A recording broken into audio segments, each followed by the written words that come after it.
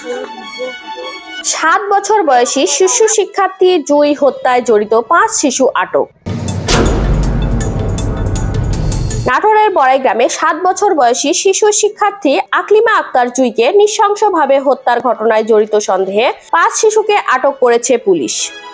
শনিবার 19 এপ্রিল দুপুরে বিষয়টি গণমাধ্যমকে নিশ্চিত করেন নাটোর জেলা পুলিশ সুপার মোহাম্মদ আমজাদ হোসাইন।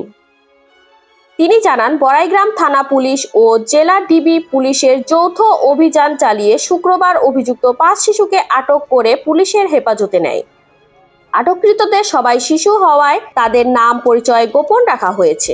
তদন্তের স্বার্থে হত্যার কারণও এখনই প্রকাশ করা যাচ্ছে না।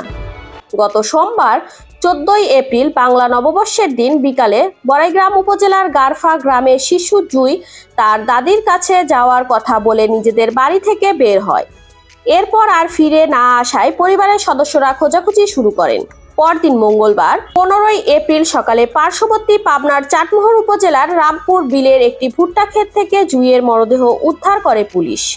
মঙ্গলবার রাতে জুইয়ের মা অজ্ঞাতনামা ব্যক্তিদের আসামি করে চাটমোহর থানায় একটি হত্যা মামলা দায়ের করেন। মামলার প্রেক্ষিতে তদন্তে নামে পুলিশ। এরপর শুক্রবার 5 শিশুকে আটক করা হয়। জানা গেছে, প্রাথমিক জিজ্ঞাসাবাদে তারা হত্যাকাণ্ডে জড়িত থাকার কথা স্বীকার করেছেন এবং ঘটনার ভয়াবহ বিবরণ দিয়েছেন।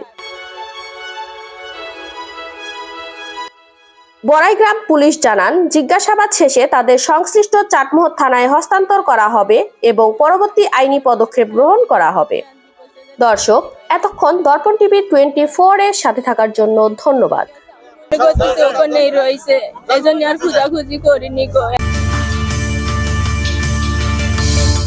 দর্পণ টিভি, এই সময়ের প্রতিবিম্ব।